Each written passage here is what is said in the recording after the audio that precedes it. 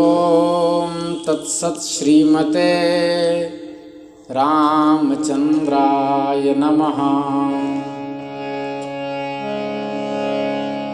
श्रीमते रामानंदाचार्याय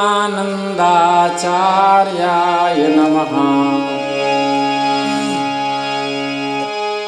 श्रीमते मलुकदासाय नमः।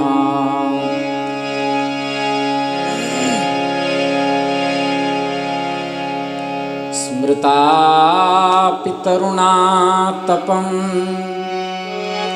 करुणया हरन्ति नृणाम् अभङ्गुरतनुत्विषां बलयिता शतैर्विद्युताम् कलिन्दगिरिनन्दिनी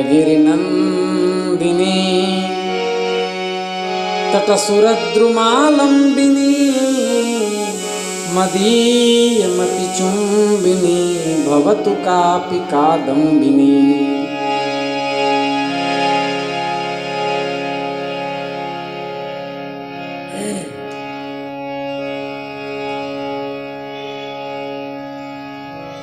हर हर शंभो शंभो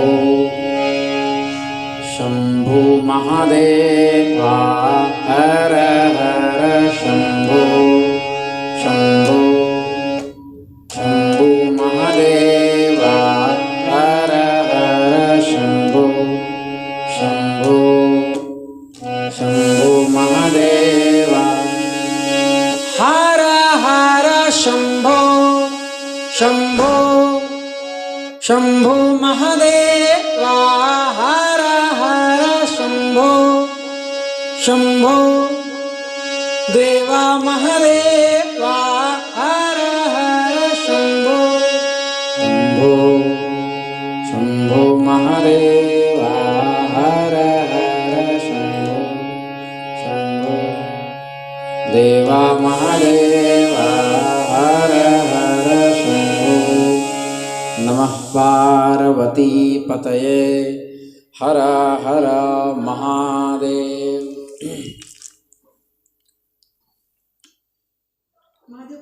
अनंत कोटि ब्रह्मांड नायक सर्वैश्वर्य निखिल हेय प्रत्यनीक जगन नियंता जगदाधार जगदधिकरण जगदात्मा जगदाश्रय भगवान श्री हरि की असीम अनुकंपा से हम आप सब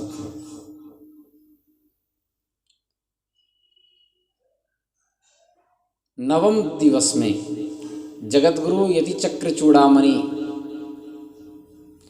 भगवत पाद श्री शंकराचार्य भगवान के पावन चरितामृत से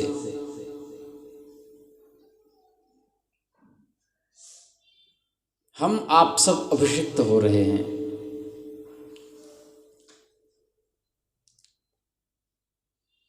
भगवान शिव की आज्ञा से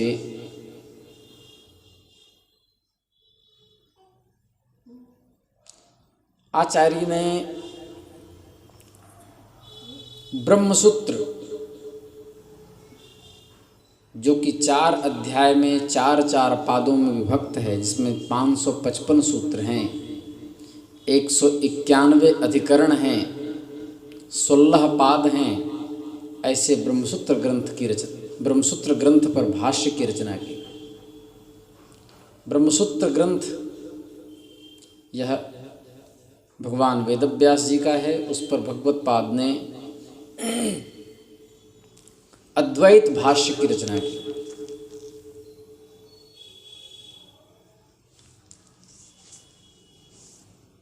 और आशीर्वाद भगवान शिव ने दिया, आप भास्कराचार्य, अभिनव गुप्त पादाचार्य, नीलकंठाचार्य, प्रभाकराचार्य और मंडन मिश्र आदि प्रख्यात पंडितों को पराजित करके इस संसार में ब्रह्मतत्व को प्रख्यात बनाए।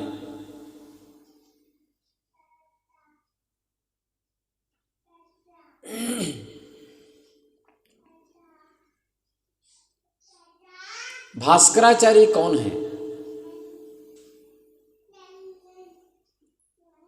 भास्कराचार्य जी की समाधि दुर्गा कुंड के सामने जो पुष्प वाटिका है उसमें बनी है, जीवित समाधि है। ये अपने समय के प्रख्यात वेदांत शास्त्र के ज्ञाता थे।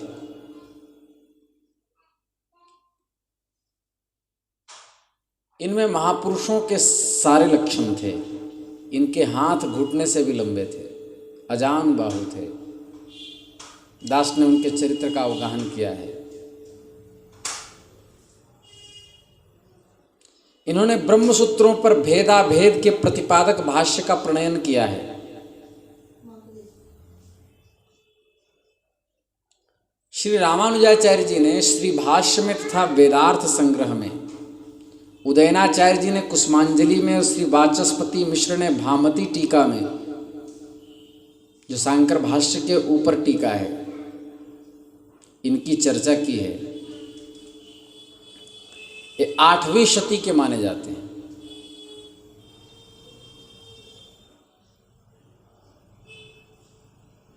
उससे पहले के आचार्य हैं, तो फिर शंकर भगवान ने कैसे कह दिया कि भास्कराचार्य जी के ऊपर भी शासन करो।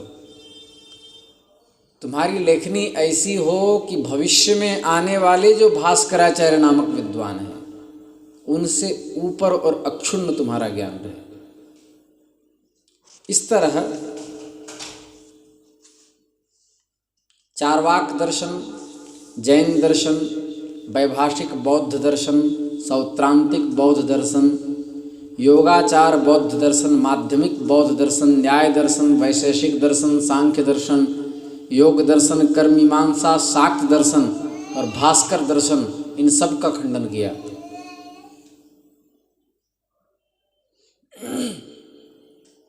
और एक अत्यंत उत्कृष्ट भाष्य का निर्माण किया जिसका नाम शांकर भाष्य हुआ।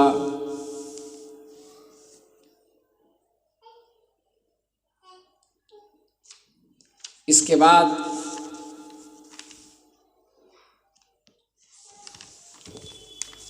आचार्य बद्रिकाश्रम की ओर चले गए काशी से। वहाँ पर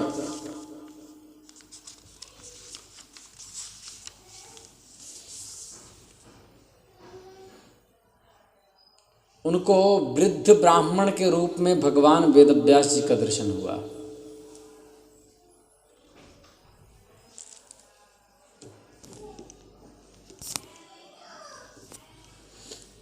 श्री शंकराचार्य शारीरक मीमांसा के भाष्य को गंगा नदी के किनारे पढ़ाते थे। जब तक दोपहर बेला हो जाती थी तब तक शिष्य समुदाय के शंका का समाधान करते रहते थे। ऐसे थे हम लोगों के आचार्य। प्रातःकाल स्नान शौचादि क्रिया से निवृत्त होकर अल्पाहार लेकर के विद्यार्थी बैठते और प्रातः काल से लेकर के दोपहर की बेला तक लगातार शास्त्राध्ययन चलता रहता।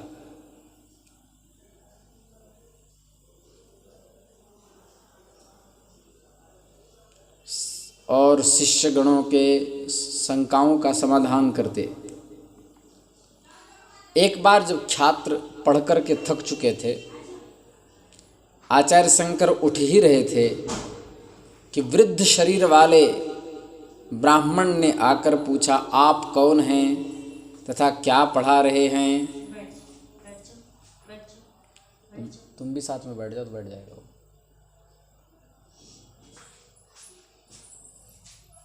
आप क्या पढ़ा रहे हैं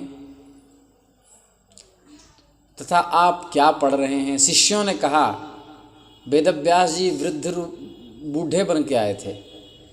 कहा, भगवान ये हमारे गुरु हैं, ये संपूर्ण उपनिषदों में स्वतंत्र हैं। इन्होंने द्वैतवाद को दूर करने के लिए शांकर भाष्य लिखा है। उस वृद्ध ब्राह्मण ने भाष्यकार श्री शंकराचार्य जी से कहा, हे भगवान, ये सब आपको भाष्यकार बताते हैं? यह तो अत्यंत आश्चर्य की बात है। अब व्यास जी शास्त्रार्थ कर रहे हैं। जिनको कहा गया है, नमोस्तुते व्यास विशाल बुद्धे फुल्लारविंदायत पत्र नेत्र येन त्वया भारत तैलपूर्ण प्रज्वालितो ज्ञानमय प्रदीपः। जो साक्षात श्रीहरि हैं,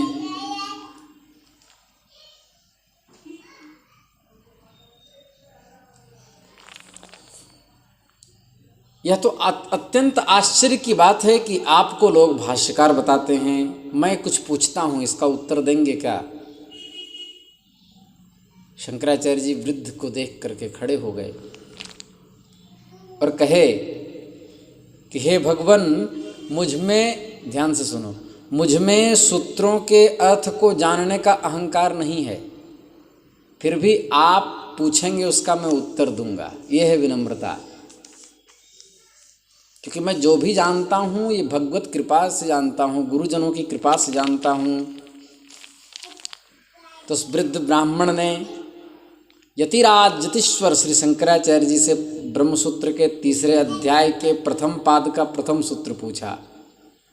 तदंतर प्रतिपत्तौ रंहति संपरिष्वक्तः प्रश्नः निरूपणाभ्याम। यदि कुछ जानते हो तो इसके बारे में बताओ। ये सूत्र क्या कहता है?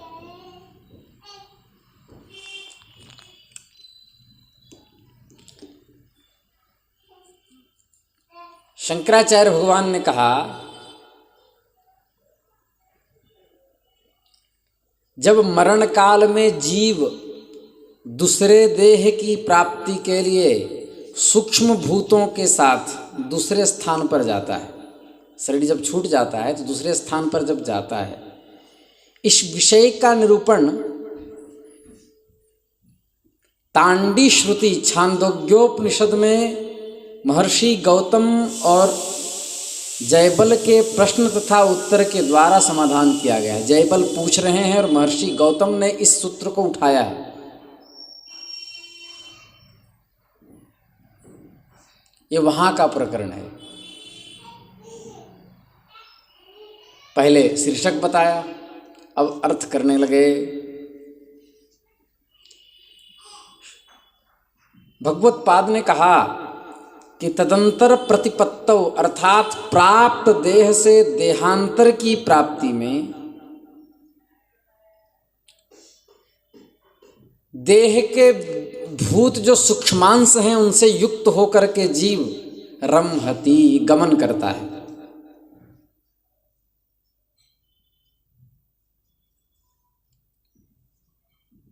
प्रवाहण राज, प्रवाहरण राज ने गौतम से प्रश्न किया है, वेत्थ सौम्य यथा पंचम्याम आहूता वापः पुरुष वचसा अभिलप्याः भवन्ति। हे सौम्य, क्या आप जानते हैं कि किस प्रकार 5वीं आहुति के पूर्ण होने पर होम के साधन स्वरूप जल ही पुरुष शब्द के वाच्य पुरुष हो जाते हैं? थोड़ा कठिन लगेगा, थोड़ा ध्यान से समझना। इस प्रश्न का उत्तर बतलाते हुए प्रवाहण राज ने कहा कि स्वर्ग, वर्षा, पृथ्वी, पुरुष और स्त्री रूप से कल्पित 5 अग्नियों में श्रद्धा, सोम, वृष्टि, अन्न तथा वीर्य रूपी 5 आहुतियों के पश्चात 5वीं आहुति में जल ही पुरुष शब्दवाच्य हो जाता है।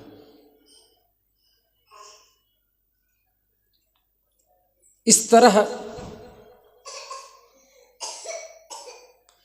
श्रुति में जो आप शब्द आया है वह समस्त देह बीजों का उपलक्षण है। उन समस्त देह बीजों के साथ ही जीव गमन करता है। इस तरह जब उत्तर दिया तो अनेक प्रश्न उत्तर चलते रहे और 8 दिन तक लगातार भगवान वेदव्यास जी से शंकराचार्य जी का शास्त्रार्थ हुआ।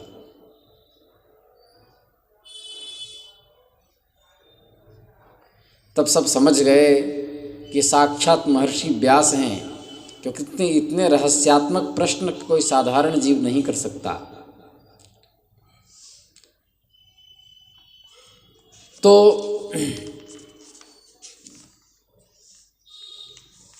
व्यास जी प्रसन्न हुए और उन्होंने कहा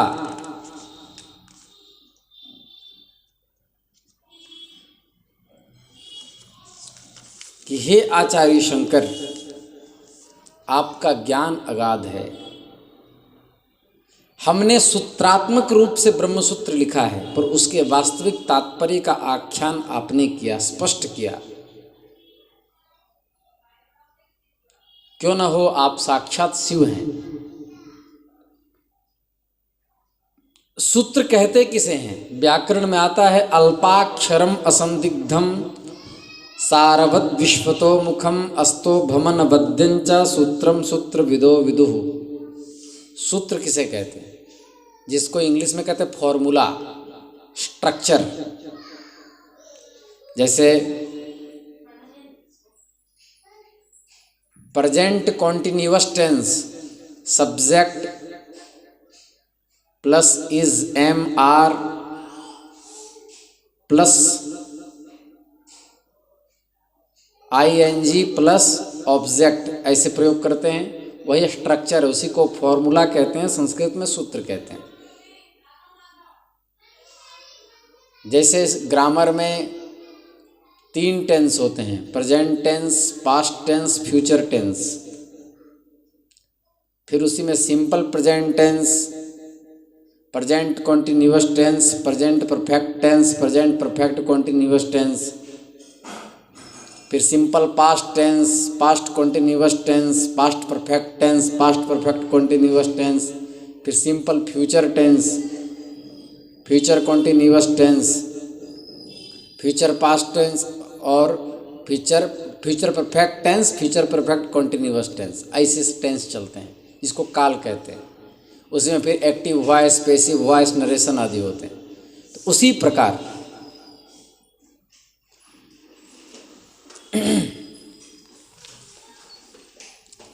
पाणिनि सूत्र में उसको सूत्र कहा जाता है संस्कृतज्ञों के यहाँ। तो सूत्र कहते किसे हैं? जो अल्पाक्षर हो,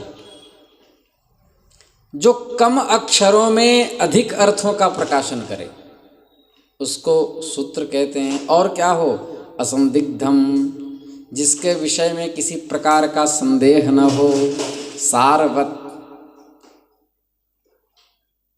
जिसमें सार अर्थ निगदित हों। विश्वतो मुखम, जो व्यापक हो। अस्तोभम, जो कांति युक्त हो। और अनवद्यम, जो दोष रहित हो, उसे सूत्र कहते हैं। उसी प्रकार ब्रह्मसूत्र है। तो इनकी व्याख्या आपने की।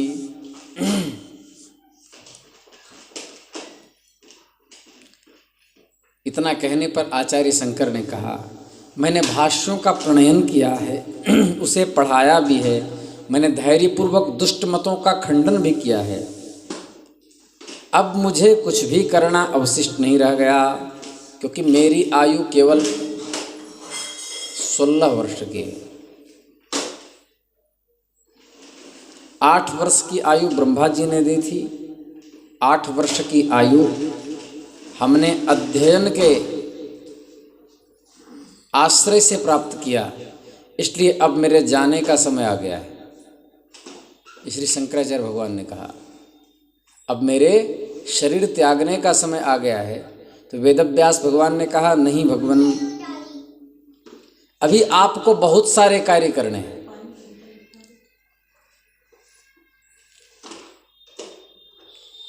आप ऐसा अभी न करें, अभी पृथ्वी पर बहुत बड़े बड़े विद्वान हैं जिनको परास्त होना बाकी है।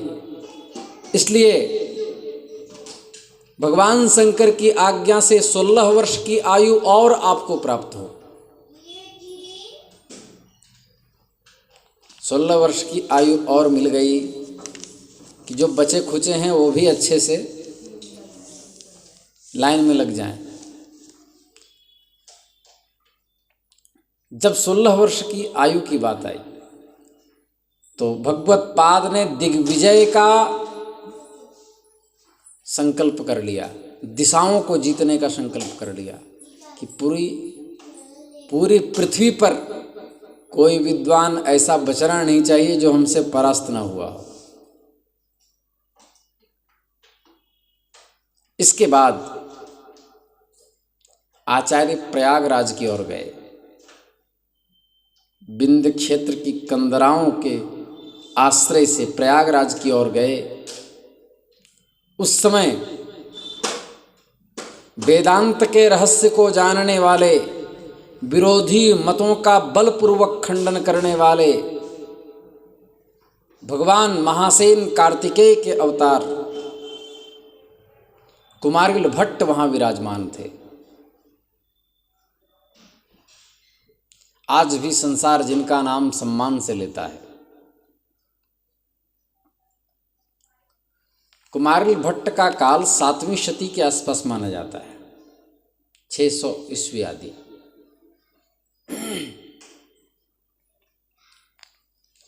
अपनी मौलिकता तथा विशद व्याख्या को लेकर के कुमारिल भट्ट एक संस्मरणीय आचार्य हैं।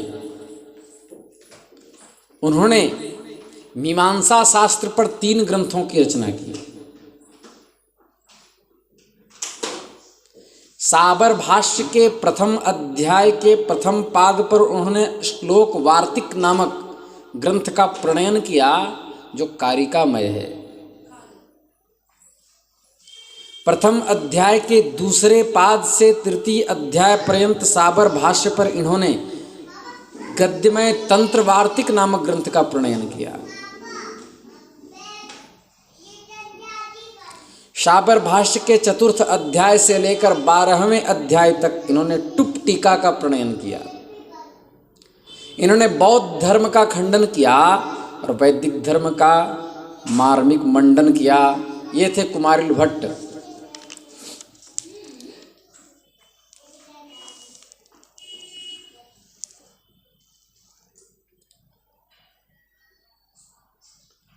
त्रिवेणी के जल में भगवत्पाद ने स्नान किया, जहाँ गंगा, यमुना और सरस्वती गुह्य रूप से बहती हैं। त्रिवेणी के जल में हंस तथा चकवा चकवी के जोड़े विहार करते थे। उस समय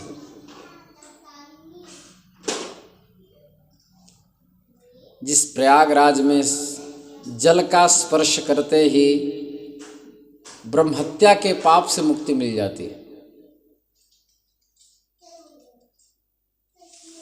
जिसमें स्नान करते ही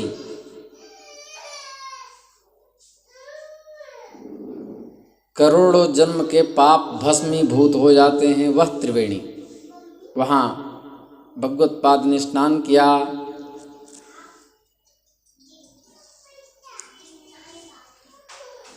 लोग मरे हुए मनुष्यों के अस्थियों को त्रिवेणी में क्यों डालते हैं? क्योंकि शास्त्र कहते हैं कि गंगा में स्नान करने से व्यक्ति शिव स्वरूप हो जाता है, और भगवान को अस्थियों की माला बहुत पसंद है। तो जो शिव स्वरूप होगा उसके लिए गंगा जी अस्थियां जुटाती गले में धारण करने के लिए। उस प्रयागराज में भगवत्पाद ने स्नान किया। अब ध्यान से सुने।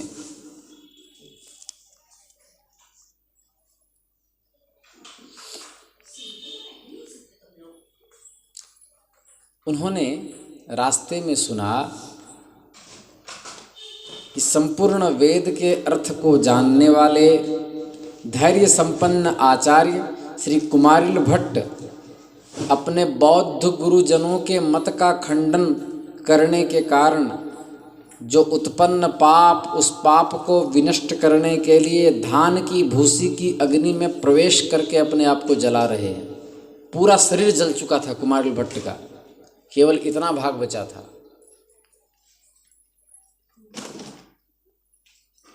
इन्होंने संपूर्ण वेद मंत्रों का अध्ययन किया, सारे सिद्धांतों का प्रतिपादन किया। और आपको आश्चर्य होगा, जब शरीर धू धू करके जल रहा था, जब श्री कुमारिल भट्ट बैठे थे, सारे शिष्य घेर करके रो रहे थे चारों तरफ से कंडा लगा दिया गया अपने शरीर के ऊपर, और भूसी, और उसमें आग लगा दी गई। उसके बाद धीरे धीरे धीरे धीरे सुलग रहा था।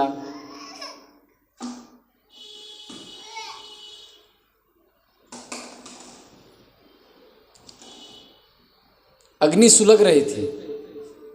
कुमार भट्ट का धीरे धीरे पांव से लेकर के नाभि पर्यंत से लेकर के गले तक धू धू करके शरीर जलने लगा।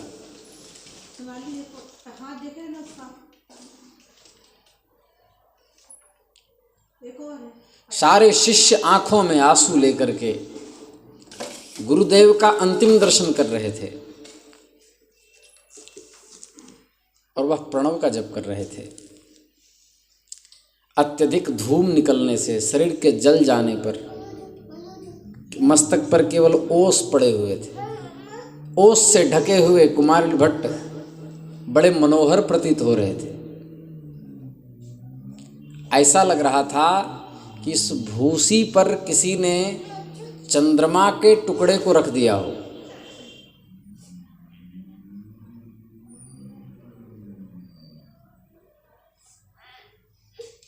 जलती हुई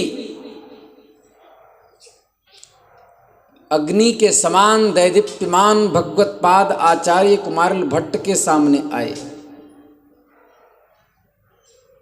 जिनको श्री कुमारिल भट्ट जी ने कभी भी नहीं देखा था, केवल नाम सुना था। देखकर बड़ी प्रसन्नता हुई। शिष्य परिकरों के साथ आए, वेदावृत्ति हो रही थी।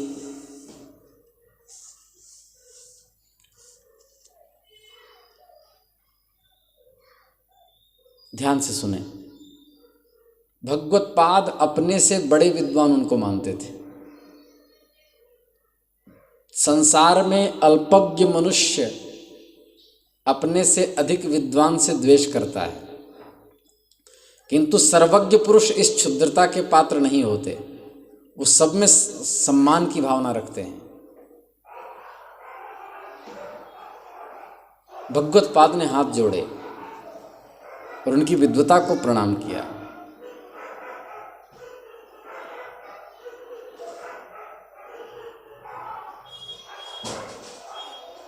हे भगवान,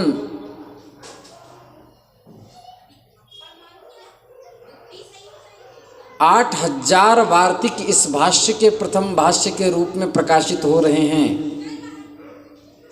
ये मुझे प्रसन्नता है। कुमारिल भट्ट कह रहे हैं कि यदि मैं इस प्रायश्चित्त की दीक्षा नहीं लेता, मैंने जो संकल्प पाप नष्ट करने का लिया है, यदि नहीं लेता तो इस समय वार्तिक को अवश्य रचता, क्योंकि संसार में आप जैसे महापुरुष बड़े दुर्लभ ही मिलते हैं। किंतु हे भगवान, अब मैं लिखूं कैसे? मेरा पूरा शरीर जल चुका है, केवल बस कंठाग्र भाग ही शेष है।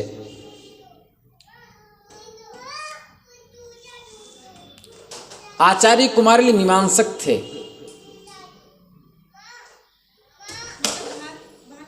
उन्होंने कहा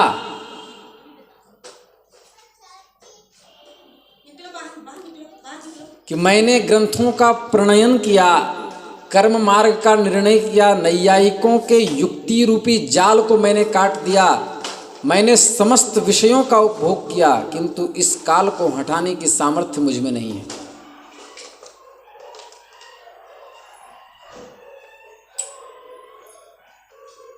कुमारिल भट्ट कर्म के उपासक थे, इसलिए मानते थे कि कर्म का फल सबको भोगना पड़ता है।